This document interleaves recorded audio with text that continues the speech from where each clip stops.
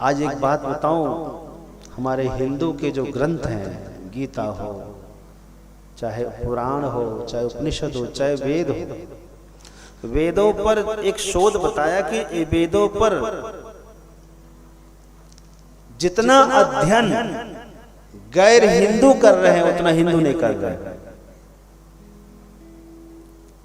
गैर हिंदू समझ गए, दूसरी कम्युनिटी वाले हमारे वेद जितना पढ़ रहे हैं उतना हमारे हिंदू समाज भी नहीं पढ़ रहे हैं। पता है वो क्यों पढ़ रहे हैं? खंडन करना है। वो क्यों पढ़ रहे हैं? इसमें छिद्र कहाँ निकालना है। जब दूसरे लोग पढ़ेंगे तो इसी नीति से न पढ़ेंगे, और धीरे धीरे छिद्र निकालते निकालते हम लोगों का दिमाग लोगों का कंफ्यूज्ड कर देंगे।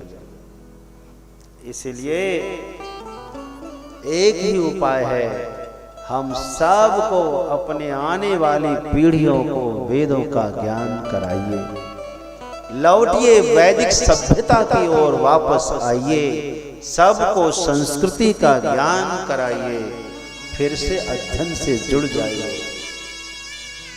आप भी करिए, आने वाले बच्चों को भी कराइए, तब सनातन धर्म की जय। क्या बोलते हैं आप? सनातन धर्म की ऐसे जय होगा। तो कैलाश मठ गुरुकुल के माध्यम से यह अभियान चल रहा है बच्चों को शिक्षित करने का। एक बात मैं बताऊं आपको, आज आप किसी को अन्न दान दे दीजिए। सबसे बढ़िया दान क्या है? सबसे बढ़िया दान क्या है? भूखे को भोजन सबसे बड़ा।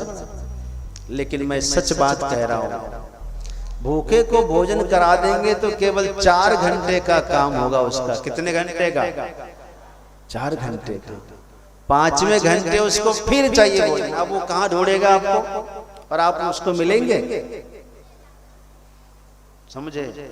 यदि आप भूखे को भोजन कराते तो सिर्फ 4 घंटे का उसका काम कर रहे हैं, उसके बाद फिर उसको क्या कर दिए? पराधीन बना दिए।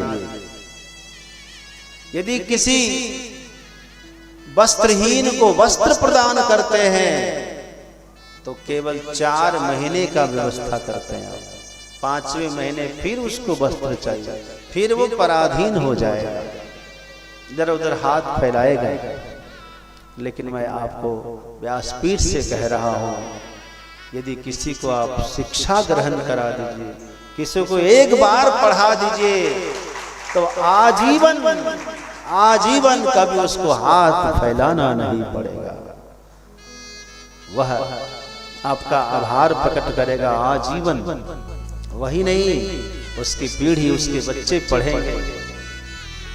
जब आप किसी को शिक्षित करते हैं ना, जब वो पढ़ा लिखा है तो उसका बच्चा मूर्ख नहीं रहेगा, वो अपने बच्चे को पढ़ाएंगे।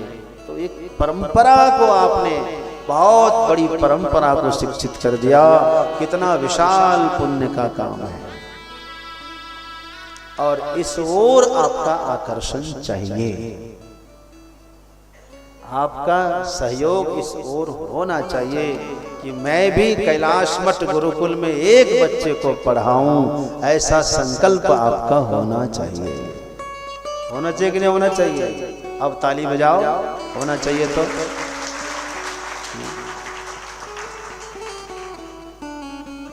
भाई हम लोग क्या खेती के रास्ते थोड़ी करते हैं। नौकरी भी छोड़ दिया हमने। तो नौकरी लगी थी हमारे कलकत्ता में, मैं वहाँ जूनियर प्रोफेसर हो गया था, छोड़ करके मैं यहाँ आया सेवा करने के लिए।